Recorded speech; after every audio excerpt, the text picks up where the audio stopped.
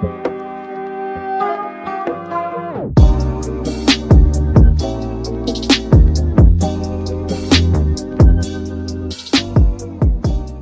right. Yes, so as Riyadh also mentioned, this request for proposals is targeted SITs, and it's because we see that the SITs are in a pretty special situation, being very vulnerable to climate change, and at the same time also pretty vulnerable, particularly with their energy systems, often being dependent on fossil fuels and imported fuels. And at the same time, the SITs do have quite a large potential for utilizing their natural resources and also, deployment of energy solution based on renewable energy. So that's kind of the point of origin for this call for proposals. At the same time, we also acknowledge that it can be hard for SITs to, take a project idea to an actual concept to implementation because of lack of capacity. So this is the gap we're trying to fill with this call. And what the main thing we'll offer is technical assistance that can help take that project idea to a concept or a project development cycle that has a focus on, defining and designing the project. And this particular call is aimed at the public sector in SITs and also on public-private partnerships. And some private sector project proposals will also be considered if they're very good, but it's really important that the project is sort of aligned to government's energy and climate priorities. And I will talk more to that in the coming slide. So there are a couple of mandatory requirements for applying through this call. It must have a focus on clean energy, and it can be clean energy in a broad sense. So it can be, energy projects like solar or wind, but it can also be waste management and water management, urban planning, and energy efficiency in buildings. So it's a pretty broad way of defining energy. It must be focused on and deployed in SITs. So it has to have, SITs as, the main beneficiaries of this project. So it can be developed with someone who's not based in a SIT, but it has to have SITs as the main beneficiary, and it has to have the support of the SITs government, either national or local governments. It's really important that the project proponents have resources to continue engaging with the technical assistance. So it has to be a partnership. We'll provide technical assistance, but it also has to be, a mutual beneficiary work. So it's important that you have the time as project proponents to engage in this development and to have conversations pretty regularly with the technical assistance. It's important that proponents have some kind of experience in the energy sector. It doesn't have to be the entire team, but just to have, sort of an idea. Also, when we talk about scoring requirements, there has to be some assessments of the soundness of the concept, and that means that there has to be some kind of knowledge around energy to take this forward. So that's also a mandatory requirement. Then it's important that it's aligned with the country priorities. So you have to be able to show either that it supports the NDCs, the nationally determined contributions of the country, or that it in some ways supports climate or energy strategies of the country, and you can see sort of a connection between policies and strategies of the government and this project. It doesn't have to fit like one-to-one, but there just has to be some kind of way of supporting the enactment of these policies or strategies. And finally, and that kind of relates a little bit to the third requirement, that you have to be able to put in some resources on your own either in the form of a project team, or it could be co-financing, sort of the initial project development, or later on in the stage being able to put in some money, for example, for a feasibility studies or something like that. So that's the mandatory requirements, and that's kind of the minimum of what you have to be able to live up to come up with a proposal and gain support for this call. We also have some scoring criteria, and that's how we evaluate the projects that we get in. So the first one is the soundness of the concept, which is sort of like how well have you evaluated your project? Like what is the quality and validity? Have you figured out where you can get financial support going forward? How does it support the government? How does it, have you identified the barriers for the project development, the risks? Did you, like, what kind of technical systems do you need to carry this forward?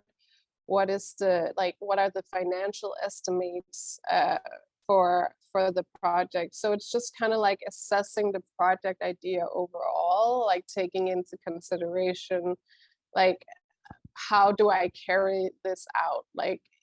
And what do I need to carry this out? Like, so an analysis of the project and how to carry on with the project.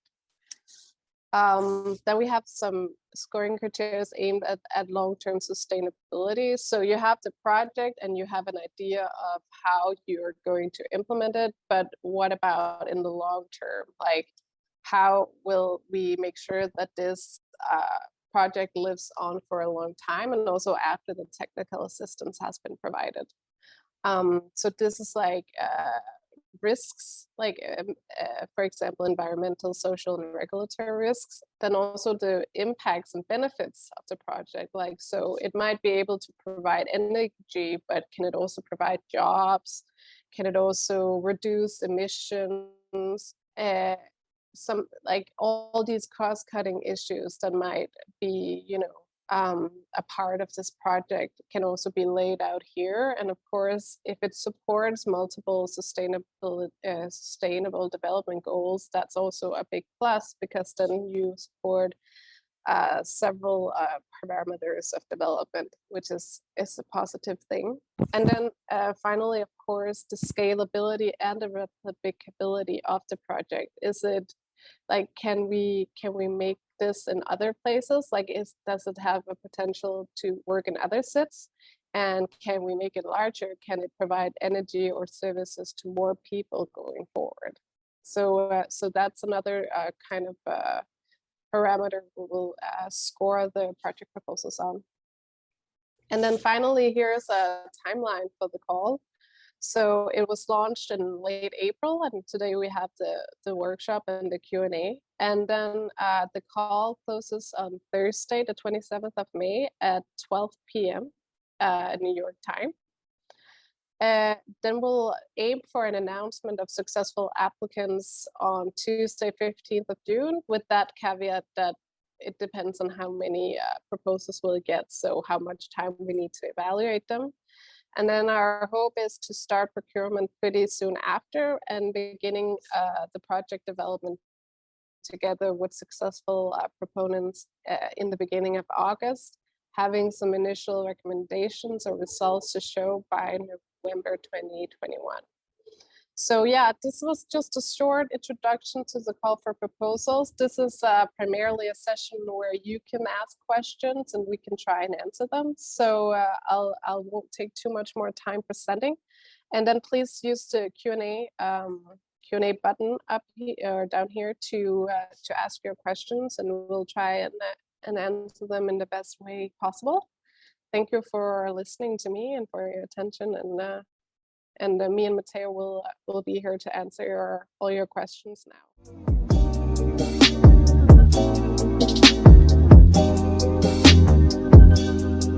Oh yeah, slideshow is great. How will we access after the session? Joanna asked, and I'll do a PDF of the presentation, and then I'll send it to everyone who has registered for the event. So I'll compile up your emails and send in PDF, so you'll have this for when you do your project proposal.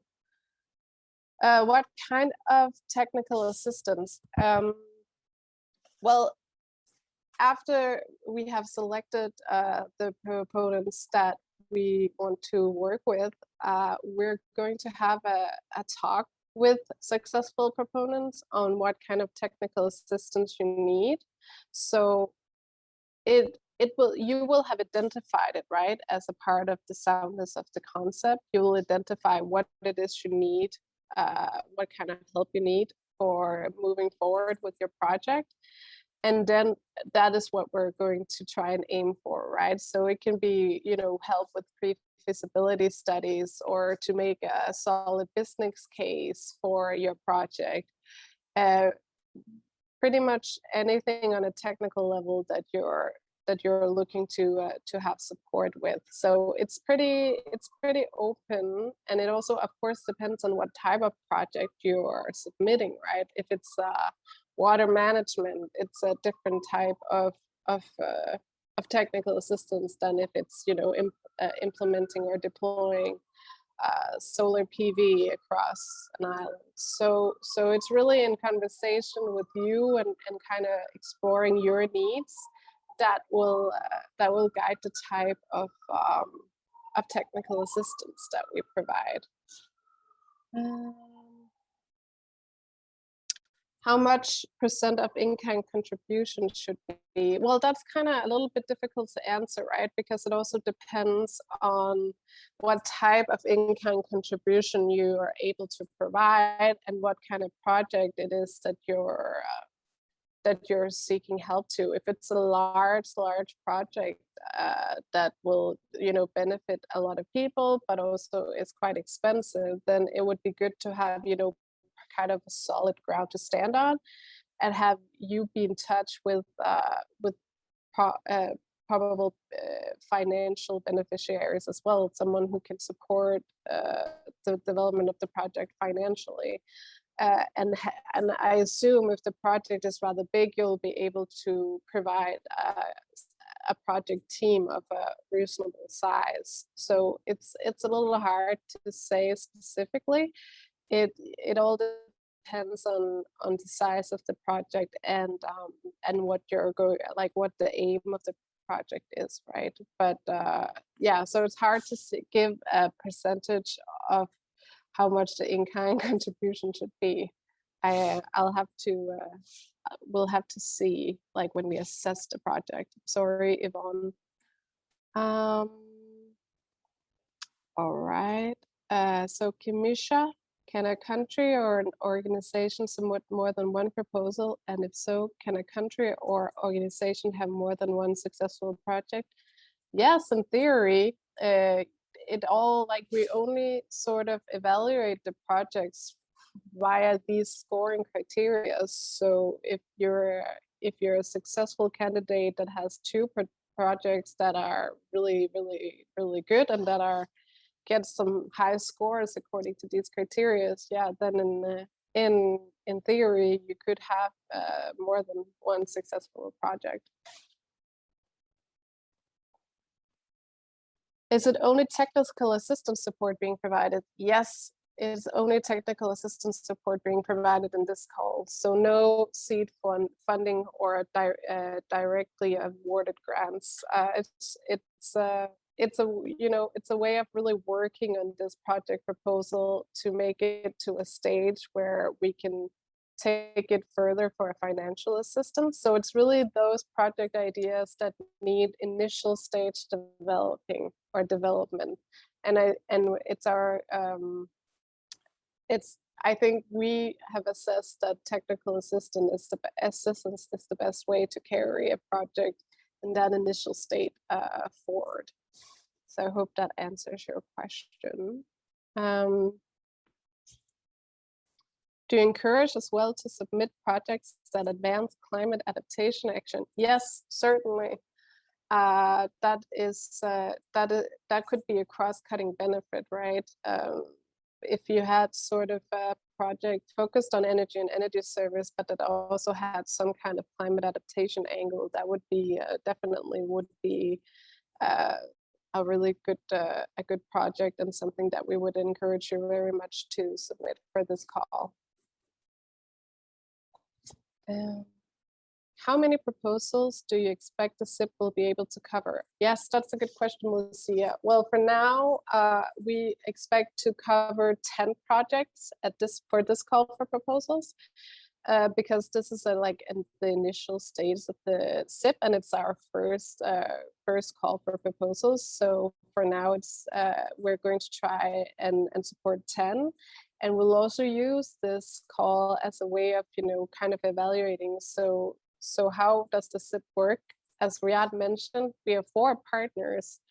And so we'll procure technical assistance, but we'll also involve the 4 partners in developing the process and the concept of the projects. So we'll also be able to have some stakeholder outreach to, for example, financial institutions and PPFs, to take this project further.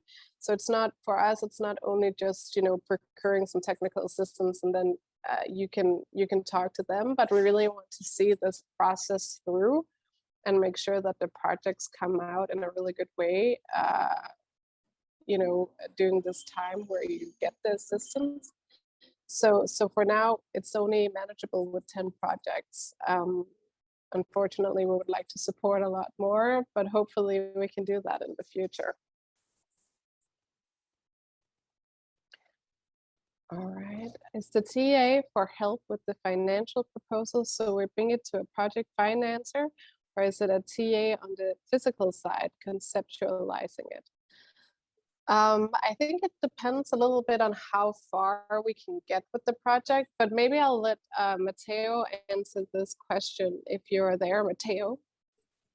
Yes, I'm still here, and thank you.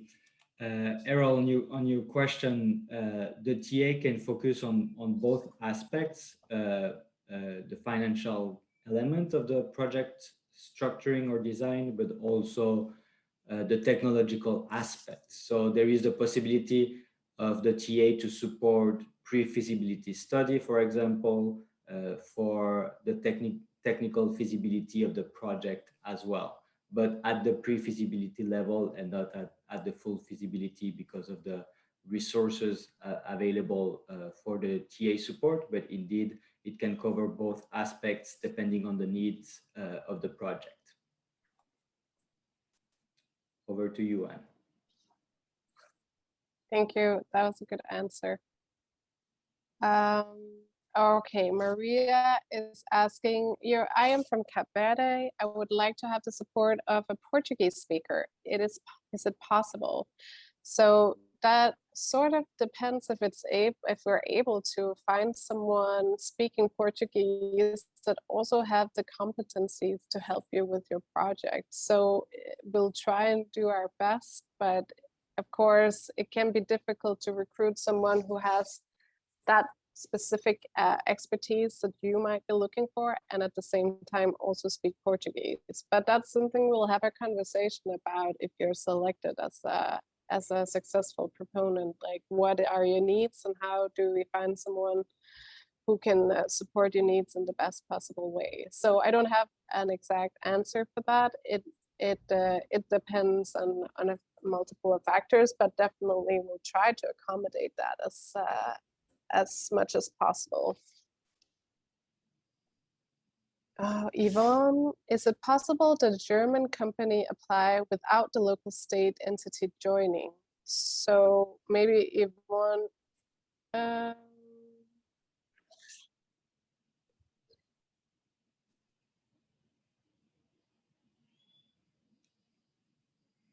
It seems that Anne was disconnected, but let me respond to your question, Yvonne, while Anne reconnect. Or you're back, Anne. I was responding to Yvonne's questions while you were disconnected. Yeah, so sorry. I have a little issues with my internet sometimes, but go ahead, Matteo. So Yvonne, indeed, as it was mentioned in the criteria, the focus of this call for proposal is on public sector project with also a public-private partnership aspect or consideration.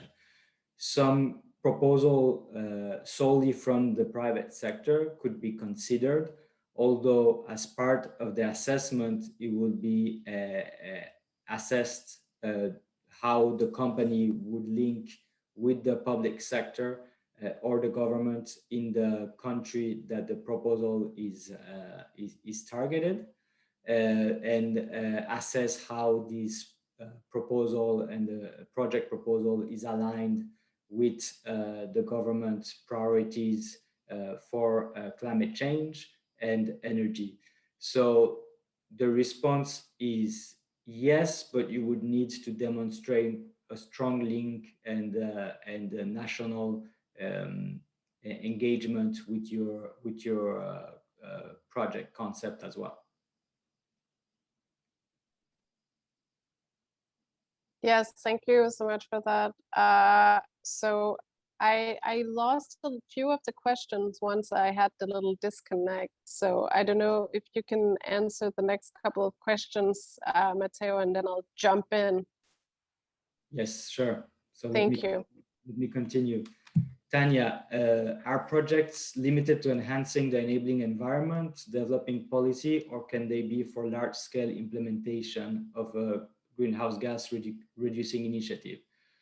So the projects are not limited to the enhancing the enabling environment. At the contrary, the project should seek to go into an implementation stage. So it's a project preparation support for the development of project, which could go into an implementation phase of a technology to reduce greenhouse gas emissions. So indeed, the focus is on further implementation.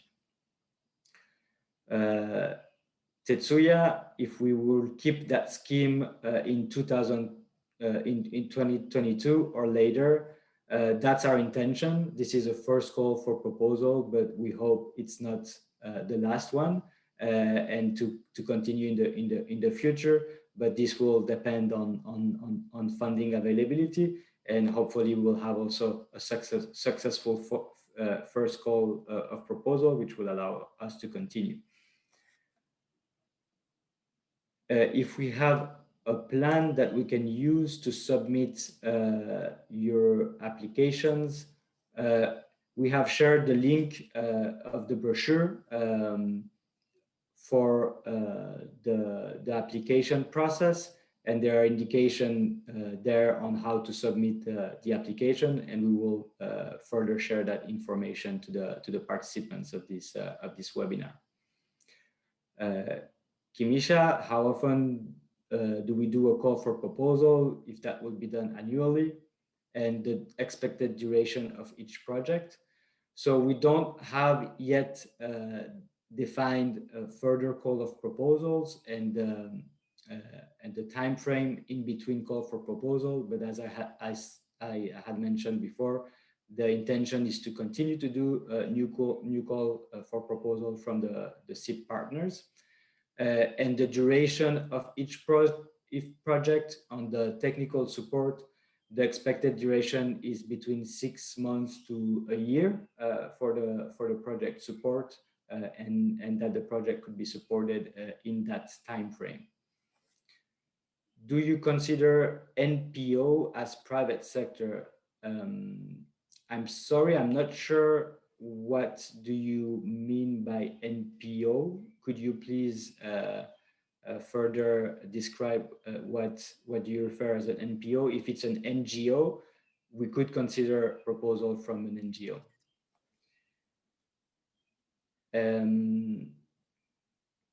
So what is a verifiable document to determine partnership with government or NGO? So this could be a letter of support for the project, for example, that can demonstrate that there is an engagement with from a private sector entity with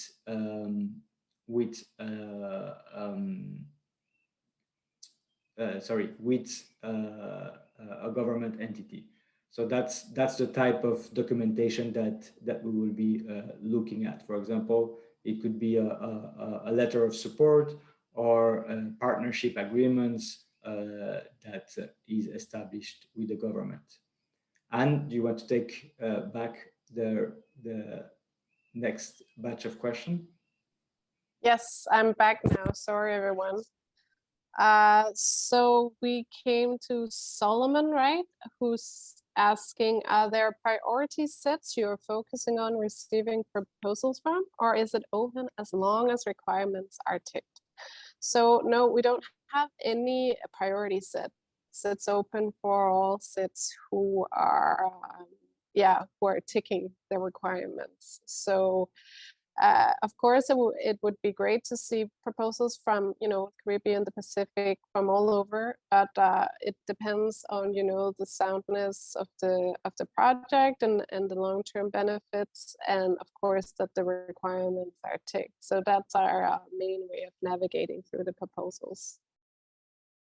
Ryan is asking, should these PPPs be already in place with the partner SITs, or can the proponent show some support and engagement that has already taken place when we submit an application?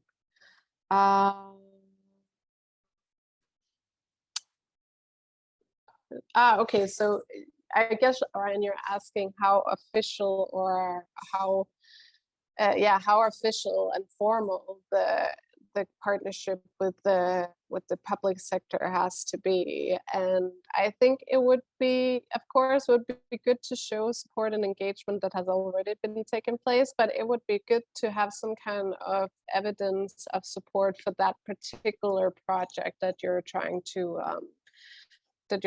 gain support for. So it doesn't have to be sort of an official public-private partnership per se, but there has to be, some level of support that's pretty formalized, because we will have to work with the government or the local government in the SITs. It's very important that they are sort of committed and engaged in the project. So it's not like we do have some kind of formal thing you need to sign off of, but it has to be somewhat formalized, and they have to be somewhat engaged in the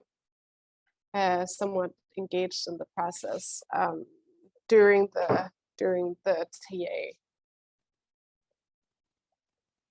What is the ceiling for the support the service providing or size of proposals that can be submitted? Okay, so we're able to provide support for a number between $30,000 and $80,000 per project. So that's kind of the limit is $80,000 for TA for these project proposals.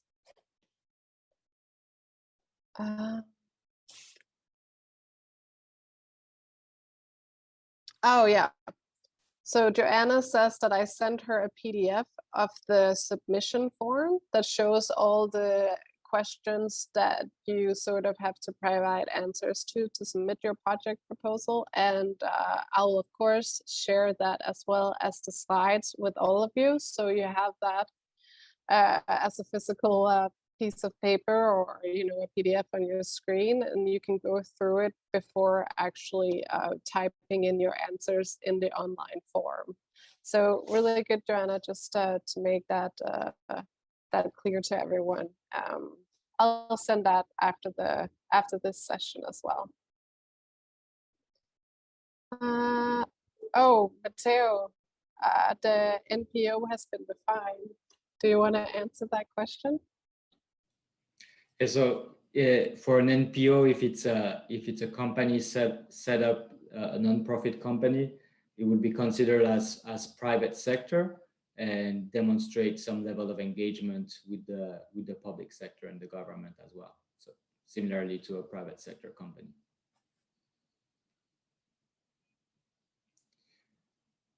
All right. And maybe I can respond the question of Ego on the UNDP SGP. Yes. If there is a an existing partnership, indeed, that will be recognized, such as an engagement with the government.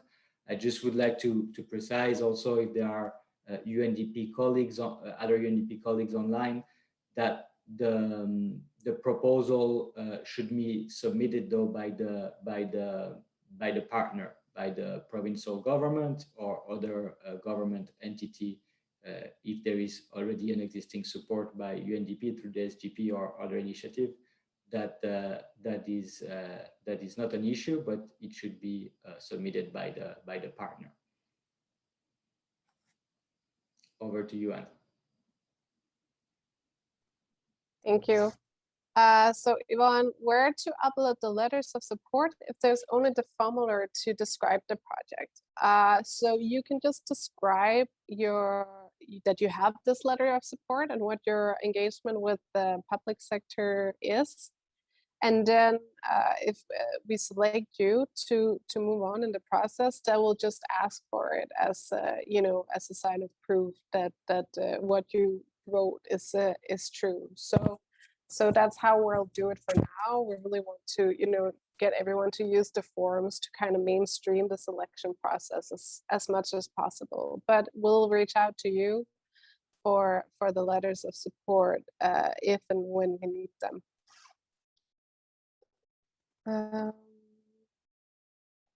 Oh, sorry. Do you help with formulating PPAs in this TA? Oh, Matteo, do you want to answer that?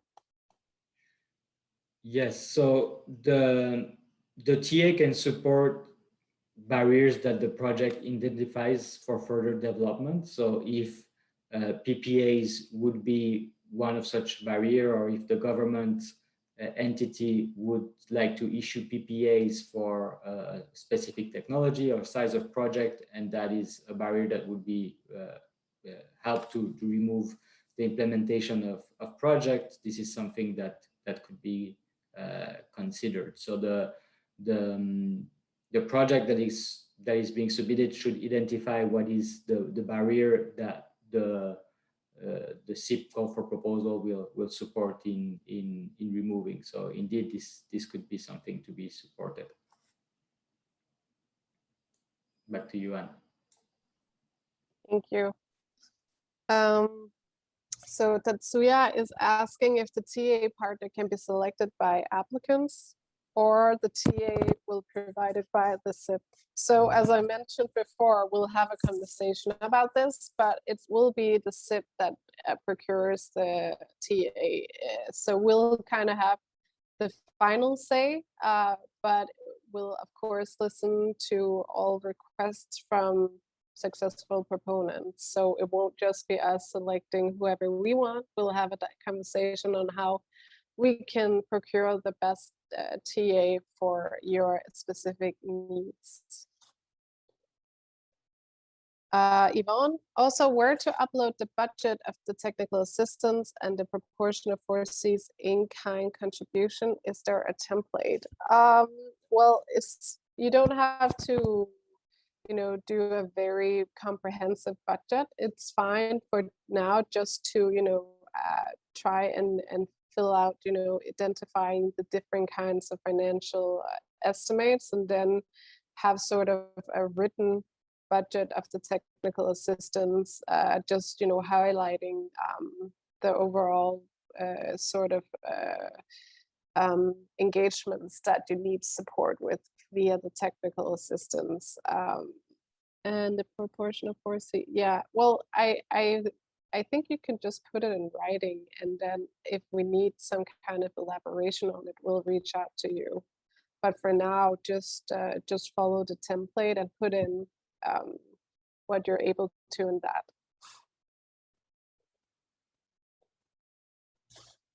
Ooh, how is TA amount calculated? Staff consultant time. I think I need your help here, Matteo, if you know this answer. Yes, so the TA would be estimated in terms of technical support from experts. So indeed, in terms of man hours or man day that will work in supporting the project. And once we select the projects to be supported, then based on the specific demands for each of the projects, we will assess the expertise that will be deployed to provide the TA. But indeed, that would be related to consultants or expert time working in supporting this project proposal.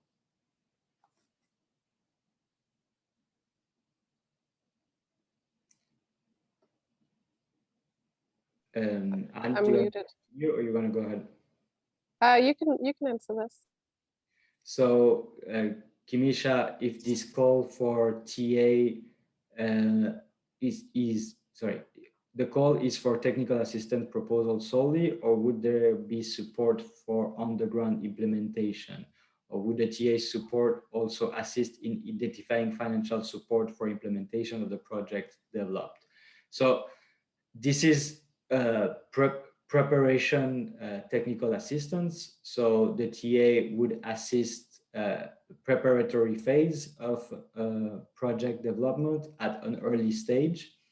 So it will be not support for on-the-ground implementation. It will be at early stage. The TA will be for early stage design support, but it can also support in doing initial financial structuring of a project and financial design, and identifying potential financiers for the project. Can the SIP TA support be for a project currently being implemented? We would have to look this into a bit more detail to understand what is the specific barrier that is required to be removed. But in principle, I would say that no, as this the TA is focused on early stage project preparation. But that would depend much if the project that is currently being implemented requires sort of a sub project to support their implementation. So I would not give an absolute no, but in principle, again, the idea is to support early stage project development. Hudson, if we would support project research in the energy sector, again, that's a broad definition. The idea would not that the project support will not be limited to a research stage or early stage technology development, but that the project preparatory support can provide support to the design of a project to be implemented after its design. So it would not focus on only the research aspects of the project, but the project development for implementation. Errol, on do carbon market mechanisms come in as a financial support in this TA? If carbon market could be considered as one of the potential financial instrument, a financial mechanism to support the implementation of an energy transition project as such.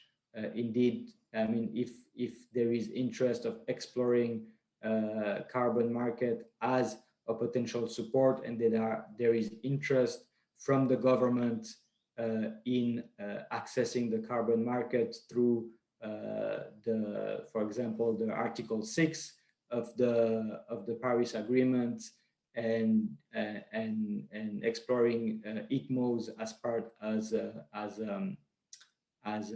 financial mechanisms, that's a possibility. I think that's our last question. But please. Yes. I'm just writing my email out here in the chat. So if somehow some questions show up that you forgot to ask here, then you can send me an email. I just put it in the chat for everyone to see. And we're also going to share, as I promised, the PowerPoints from this presentation I just did, and then the submission form in a PDF, so you know what questions you have to go through to submit.